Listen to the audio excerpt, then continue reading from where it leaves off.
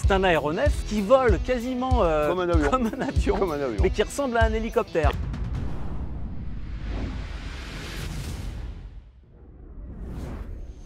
Salut à tous et bienvenue sur le Jump Seat.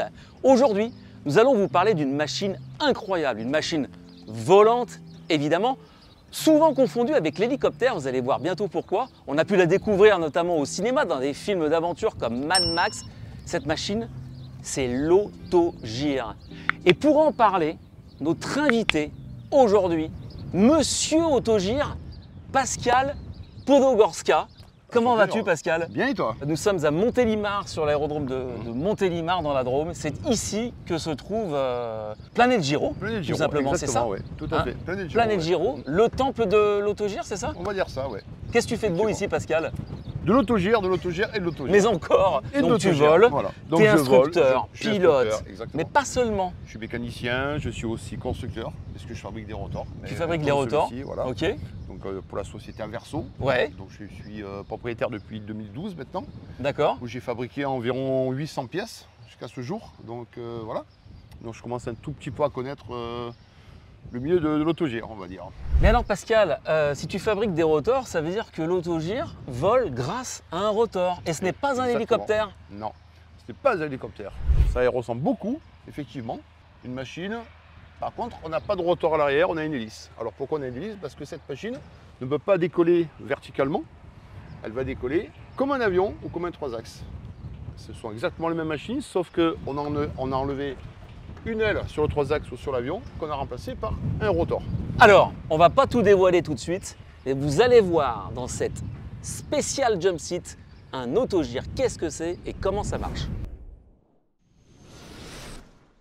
Alors Pascal, là on est devant un autogire de fabrication artisanale. Exactement. Ça va nous permettre un peu de montrer à quoi ça ressemble. Oui. Alors raconte-nous Pascal, il y a un châssis, un rotor, un moteur, comment ça marche? Alors, la conception de ce genre de machine, c'est très simple. Quand on fait un dessin, donc ça c'est ce qu'on appelle une construction amateur, on dessine déjà un siège.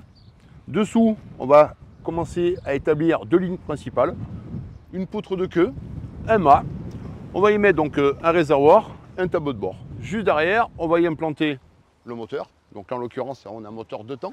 C'est un moteur Rotax, un 582, qui va être équipé donc bien sûr d'une hélice. Un peu plus haut, on va retrouver donc une tête rotor et le rotor principal et ses commandes de vol. Pour garantir une bonne stabilité de la machine, quand on s'endort de vol, on va retrouver ce qu'on appelle un empennage. Donc là, on a une partie verticale, donc avec une dérive, exactement comme sur un avion, et un plan horizontal pour la stabilité longitudinale. Alors Pascal, tu as prononcé un mot là qui m'a interpellé, c'est le mot avion. Oui.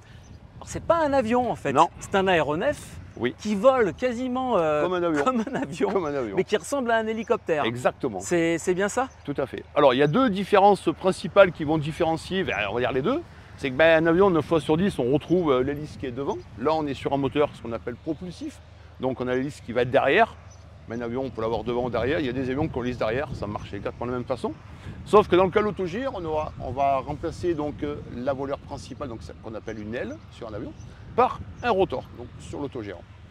Donc le rotor joue le rôle d'une aile, c'est-à-dire qu'il va assurer la portance de la machine. Tout à fait, tout à fait. Donc il faut qu'il tourne de plus en plus vite, c'est ça? Jusqu'à une stabilisation, donc il va être régulé. Sur un autogire, en général, on a un régime régulé environ à 350-360 tours minute. Voilà.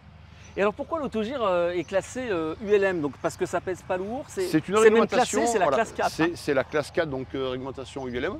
Et l'intérêt, c'est qu'on a su développer des machines qui ne dépassent pas plusieurs critères, c'est-à-dire principalement déjà une masse à vide maximale, une masse à vide maximale en ordre de vol, une puissance qui n'est pas non plus exubérante. Donc dans le cas d'un monoplace, on est bridé à peu près à 100 chevaux et dans le cas d'un biplace, on est bridé donc à 143 chevaux aujourd'hui. Voilà. Dans ces deux machines-là, on ne dépasse pas les limitations, donc on est classé ULM. Alors Pascal, un autogire, comment ça marche? Je veux aller faire un petit tour. Ouais. Donc, comme toute machine volante, on fait une pré-vol. Exactement. Hein, donc, on va vérifier que sa machine soit en état de vol, voilà. en ordre de vol, qu'il n'y ait pas de problème. Pas une roue crevée, pas un écrou qui est en train de se desserrer. Alors là, voilà, si on fait l'après-vol, on c'est regarde ça. le train, on regarde les pneus. Exactement, on va faire tout le tour de la machine, on va essayer d'aller déceler, c'est le but de l'opération, c'est ce qu'on appelle une visite pré-vol, qu'il n'y ait pas de défaut préjudiciable au vol de la machine. Voilà. C'est pas comme une voiture, on a un souci, on met le clignotant, on se met sur le côté. Là, quand on est en l'air, c'est plus compliqué. Voilà. Donc là, il faut vraiment qu'on s'assure que la machine soit vraiment apte au vol. Alors Donc contrairement à un avion, il n'y a pas d'aile, il y a un rotor. Oui. On vérifie quelque chose avant aussi le Alors, mine de rien, pilotage. il y a moins de choses à surveiller sur un rotor que sur une aile. Paradoxalement, Ah oui, j'aurais oui. pensé le contraire. Ben non, quoi. parce que ça sur une paraît aile, hyper on a- complexe en fait. Oui, mais une aile, non. En fait, une aile, on a des fixations, on a des haubans, on a des volets, on a des ailerons. Là, on a juste un axe de 12 mm qui est ici, qui est au centre. On a des vis sécurisées. C'est tout ce qu'on a sur un rotor. Donc en fait, on a très peu de choses à surveiller. Alors ce qu'on va surveiller quand même, ce qu'on n'est pas, là on parle de rotor aluminium, donc on va surveiller qu'on n'ait pas des parts de cric, qu'on n'ait pas pris un coup dans le hangar ou autre. À partir de là, on n'a rien d'autre à surveiller sur le rotor. Donc on a moins de surveillance à faire sur un rotor que sur une aile. On va aller voir la machine évidemment d'un peu plus près. On va aller faire un petit tour du cockpit, enfin, en tout cas de la zone de pilotage. C'est très Oui. sommaire. Hein. Exactement. Il y a autre chose qui m'intrigue aussi. On est quand même assis sur de l'essence. Sur le hein. réservoir. Le réservoir, alors, il y a vraiment gain de place et de poids. Bien sûr. Tout est optimisé en fait. Hein. Exactement. Donc on met le carburant ici. Je crois que ça c'est un siège qui peut contenir 50 litres, c'est ça? 50, ouais, à peu près 50 litres. Ouais. C'est 2 heures de vol, tu C'est nous ça. disais tout à l'heure. Un peu plus de 2 heures de vol Un peu plus de 2 heures. avec une bonne demi-heure de réserve. Ouais. Alors vous verrez donc sur l'autogire qu'il y a un manche, il y a une manette de gaz, comme un ULM 3 axes ou un avion. Et avant de parler du pilotage plus précisément, est-ce que tu peux vraiment nous expliquer, Pascal, comment il vole cet autogire? Il est propulsé, Exactement. le rotor sert d'aile, Oui, il y a une sorte d'embrayage aussi pour le décollage. Donc tout là à on a fait. fait notre prévol, exactement. on est autorisé au roulage, on va bientôt prendre les Tout à airs. fait. Mais il y a quand même tout un process. Alors comment ça vole? Alors une fois qu'on sera aligné, il y a une première étape qui est importante parce que là on se retrouve avec un rotor qui est arrêté. On en parlera tout à l'heure, mais ce rotor en vol n'est pas du tout entraîné mécaniquement. C'est-à-dire qu'en fait, ce qui va maintenir le rotor donc, en rotation, c'est uniquement et principalement le vent qui va le traverser. Sauf que là, une fois qu'on sera aligné sur la piste, le rotor il est arrêté. Alors on a un système mécanique qui s'appelle le prélanceur. Donc c'est le système qu'on voit ici, avec une courroie qui là volontairement est détendue, un système de transmission avec un renvoi d'angle et qui va directement travailler sur les têtes rotor. Donc une fois qu'on sera lié, on a une petite pédale donc en bout du pied qui va permettre de tendre cette courroie, qui va enclencher donc un pignon Bendix, un peu comme un démarreur de voiture, et qui va entraîner ce rotor, donc uniquement au sol, à l'arrêt, c'est-à-dire sans vitesse, le rotor parfaitement à plat, jusqu'à environ 210-220 tours minute. À 210-220 tours minute, là, on a le bon régime pour pouvoir décoller. Qu'est-ce qu'on va faire à ce moment-là? On va lâcher donc cette pédale de prélanceur, c'est-à-dire on va complètement libérer la transmission mécanique entre moteur et rotor. On va passer tout manche en arrière. L'intérêt de passer tout manche en arrière, c'est qu'on va basculer la tête rotor complètement en arrière. On va mettre à peu près 18-20 degrés d'angle d'incidence au rotor. Et dès qu'on va mettre la puissance, c'est le vent qui va traverser le rotor, qui va maintenir cette rotation, mais qui aussi va le faire accélérer jusqu'à son régime, ce qu'on appelle de rotation, c'est-à-dire le décollage. Donc là, on va à peu près, on va dire 340-350 tours minute, et ensuite, il va s'auto-réguler. Donc tout le long du vol, son régime rotor, le régime rotor sera constant. Alors Pascal, tout ce que tu viens de décrire, en fait, c'est vraiment la différence avec l'hélicoptère. Oui, exactement. L'autogire ne peut pas décoller verticalement parce que le rotor n'est pas entraîné mécaniquement. Exactement, Il y a juste un exactement. système d'embrayage, hein, Tout à fait. le prélancement, c'est Le cette phase de prélancement, prélancement. exactement. Alors est-ce qu'un autogire pourrait décoller sans ce système pour enclencher le rotor? Ben non. Il faudrait une piste très Non, longue, même. non? Avec la vitesse, ça suffirait pas? Si, on pourrait, mais il faudrait 4 km pour décoller. Donc non, c'est pour ça qu'on a ce système de prélancement qui permet justement de simplifier un peu la procédure.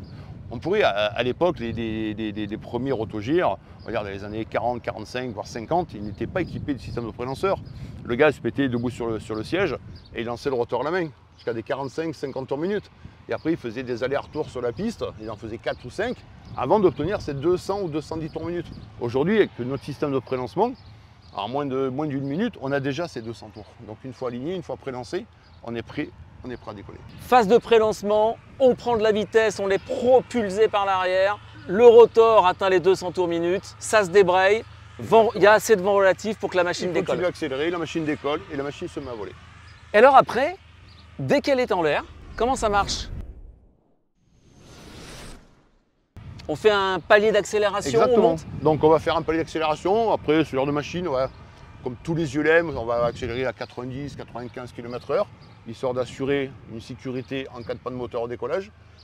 Comme tous les ULM, même en avion, voilà, à basse vitesse, si on n'a pas de moteur, si on est près du sol, on se pose tout de suite, terminé. Voilà.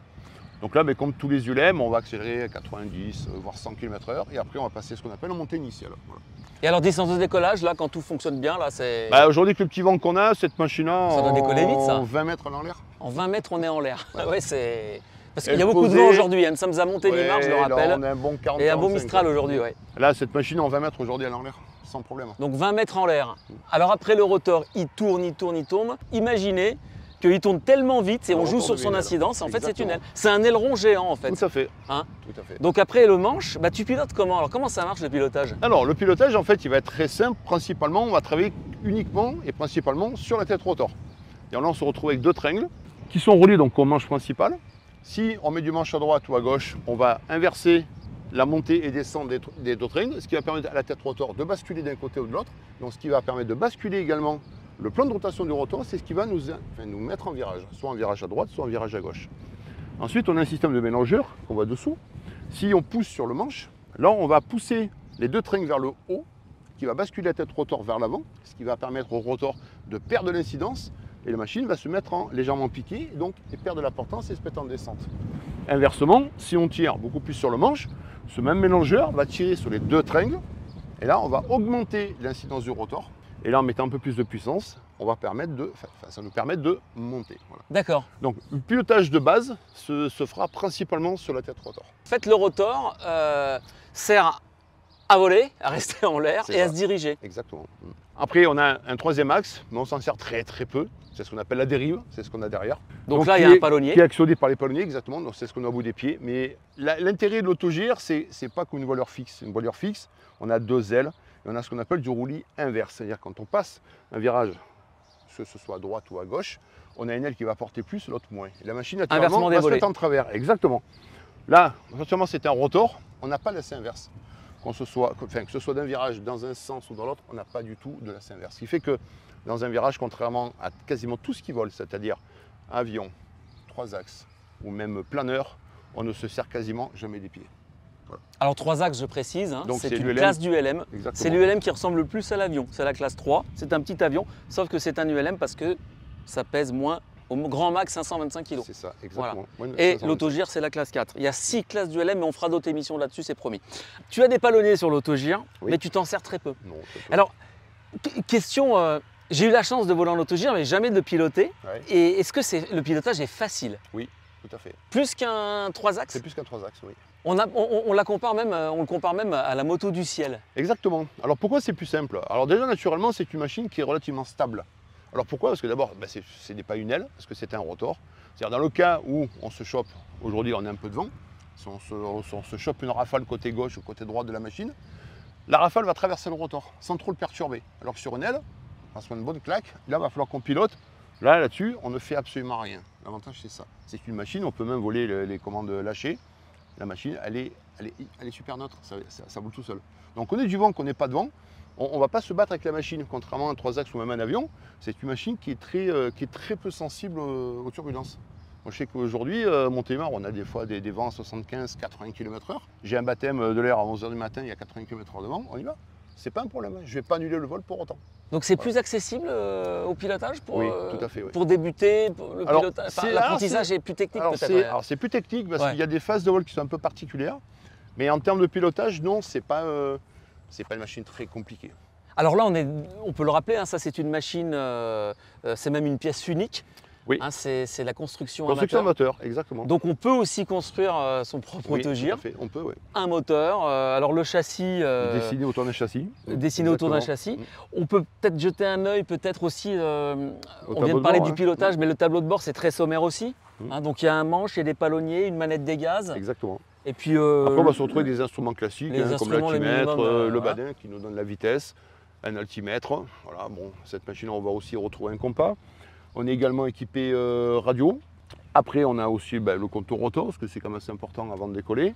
Donc on a vraiment l'instrumentation de base. Voilà. Donc tu as une indication aussi du contour rotor, Oui, c'est-à-dire que c'est pas qu'au feeling, quoi. Il faut quand même que tu aies passé un certain nombre de tours. Le contour rotor, il sert principalement avant le décollage. Ouais. Après, en vol, on s'en occupe absolument pas. Contrairement en hélico, même dans un cas de panne, on ne s'occupe absolument pas du régime rotor.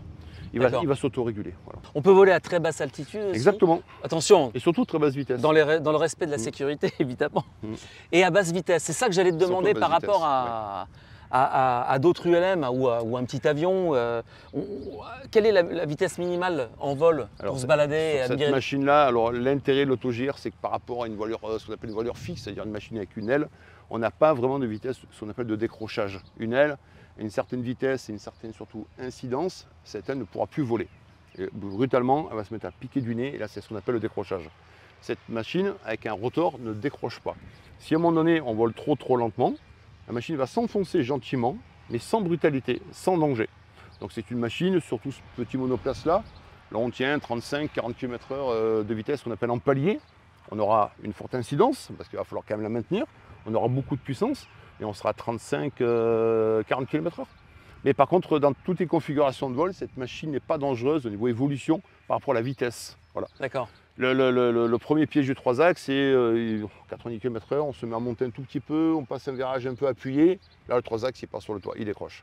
Là, cette machine-là, elle va s'enfoncer, elle va reprendre sa vitesse et puis c'est fini, quoi. Donc pour ça que c'est une machine qui est vraiment très sécurisante. Ouais. Alors Pascal, comment ça se pilote l'autogire? Alors comment ça se pilote? Dans les grandes lignes, ça se pilote comme un avion. On va se retrouver avec les mêmes commandes, commande de roulis, commande de tangage, de la puissance. Les commandes de vol donc, sont dans le même sens, voilà, contrairement à l'ULM pendulaire où toutes les commandes sont inversées. La seule différence qu'il va y avoir, c'est la gestion du rotor. Effectivement, là c'est plus une aile. Alors, il y a des avantages et aussi des inconvénients. Alors, le gros avantage qu'a l'autogire, c'est qu'il n'a pas ce qu'on appelle de vitesse de décrochage. C'est-à-dire qu'en vol, on peut réduire la puissance, on peut tirer sur le manche. Au bout d'un moment, la vitesse va vraiment diminuer. Quasiment se retrouver à 0 km/h. La machine va se mettre à descendre verticalement.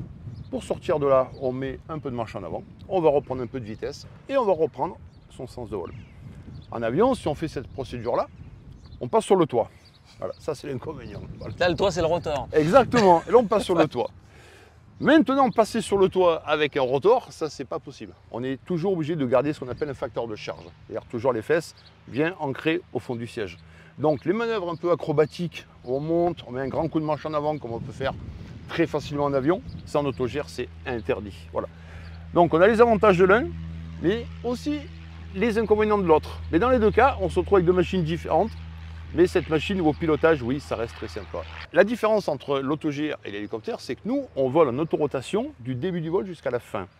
Donc ce qui fait que l'hélicoptère, quand on a un cas de panne moteur, c'est immédiatement le pas collectif tout en bas, on met les pales à 0 degré, on enclenche ce qu'on appelle l'autorotation. Nous, on s'en fout, on y est déjà. Voilà. Donc, qu'on ait la vitesse, qu'on n'ait pas de vitesse, dans le cas d'une panne moteur, à l'instant T, on n'a absolument rien à faire. Ça, c'est l'avantage. Le seul truc qui est important, c'est, on va chercher un bout de terrain pour les se poser, c'est d'avoir un peu de vitesse près du sol avant de le poser. C'est notre seule priorité. Donc en gros, c'est le moteur tombe en panne, on ne s'excite pas, on regarde droite et gauche, on va chercher un terrain, ah tiens celui-là il est pas mal, on va aller chercher tranquillement, vitesse ou pas vitesse, on s'en fout, on vole toujours. Quand le sol arrive, alors on va chercher un peu de vitesse, ce genre de machine, on va se poser à 60-70 km/h. Et là on va se poser comme un avion, sans moteur, tout simplement. Voilà. Et on a pareil, contrairement à l'hélico, on n'a pas cette fameuse procédure de sortir de l'autorotation, à tirer sur le pas collectif pour les se poser. Là non, vitesse, toujours pareil, ça se pilote comme un 3 axes ou comme un avion. Voilà. En résumé, c'est hyper fiable un autogire. Bien sûr. Pour moi, c'est la machine la plus sécurisante qui existe. Ouais. Pourtant, je suis pilote 3 axes, je suis pilote avion, je suis pilote hélico, j'ai un PPL. J'ai un PPLH, je suis pilote gyro, mais aujourd'hui je ne fais que du gyro. Alors pilote PPL, je rappelle, pilote privé, oui, avion, oui. Voilà, ULM évidemment, 3 axes, hélico aussi. Et donc de toutes les machines, alors toutes les machines sont fiables évidemment, oui. Mais l'autogire, parce que... Et dans le cas de sécurité, pour moi l'autogire c'est la plus sécurisante. J'ai parlé tout à l'heure de ces apparitions dans des films comme Mad Max. Ça laisse pas penser que ce soit une machine hyper sûre quand on le voit au cinéma, mais ce n'est que du cinéma. C'est que du cinéma. Voilà, donc c'est fiable l'autogire. Tout à fait, oui. Et pour terminer, donc on est quand même en 3 dimensions, c'est de l'aéronautique. Bien sûr. Donc il y a des procédures à respecter, il y a des domaines de vol. Bien sûr. Et il y a une particularité sur l'autogire, c'est par exemple quand on a une panne de moteur au décollage, ça peut arriver. Quand on est sur un avion ou un ULM 3 axes, qu'est-ce qu'on fait? On rend la main pour prendre de la vitesse et aller se poser. Oui. Là, il ne faut surtout pas faire ça. Si Alors ça dépend, ça dépend. Ça dépend. Si on est ce qu'on appelle en palier de prise de vitesse, si on est en vol horizontal, il n'y a aucun problème. On peut pousser sur le manche, rester près du sol, se poser. L'inconvénient de l'autogire, c'est quand on commence à aborder un fort taux de montée. Ça monte vite, hein? Ça monte vite, ça c'est le danger. Voilà. Si on a une panne de moteur à ce moment-là, le gros danger, c'est effectivement d'avoir ce mauvais réflexe avion. C'est un mauvais réflexe pour l'autogire, c'est de pousser brutalement sur le manche. C'est-à-dire rendre la main. Exactement. Si on rend la main un peu trop brutalement, comme la machine est en train de monter, le vent relatif, dans un vol à montée, le vent vient du haut. Et si on pousse brutalement sur le manche, qu'est-ce qui se passe? Le rotor se met à plat. Et on vient présenter le rotor au vent relatif. Là, c'est très rapide. C'est-à-dire, alors physiquement, qu'est-ce qui se passe? En moins de 2 secondes, il n'y a plus de rotor. C'est trop brutal en fait. C'est 100 tours la seconde. D'accord. En décélération ou accélération. Donc là, le moteur, le rotor, c'est fini. Il part en... Bon, c'est quand même un cas très très rare. Il faut vraiment le faire exprès pour y aller. C'est vraiment une manœuvre. Vraiment, il faut vraiment y aller pour se mettre dedans. Et il faut faire attention aussi à l'incidence si on donne trop. Non, pas forcément. Il ne risque pas aussi de venir non, tant qu'on est dans les tours, tant qu'on est vraiment dans la plage de régime du rotor, on n'aura pas touché ni l'hélice ni le carénage, enfin ni l'empennage, il n'y a aucun souci. Non. Ça, c'est vraiment sur les procédures de décollage où là, il faut faire plus attention. Donc l'avion, on a des avantages, on a des inconvénients. L'autogire, enfin, pour moi, on a beaucoup plus d'avantages que d'inconvénients. Voilà. Donc c'est pour ça que pour moi, c'est une machine qui est très sécurisante, quoi. Pascal, on arrive à la fin justement de cette première émission spéciale autogire. Regardez là-bas, il y a une autre machine, c'est aussi un autogire. Alors celui-ci, Pascal, il permet de voyager, il a un cockpit complètement fermé. Oui. Celui-ci est beaucoup plus rustique, oui. Mais ils volent de la même façon les deux. Ce sont exactement les mêmes machines. Ce sont les mêmes machines. Exactement la même façon. Voilà. Sauf que là, on est plus sur une machine, on va dire, un peu plus luxueuse. C'est-à-dire là, on est sur une machine qui vole beaucoup plus vite.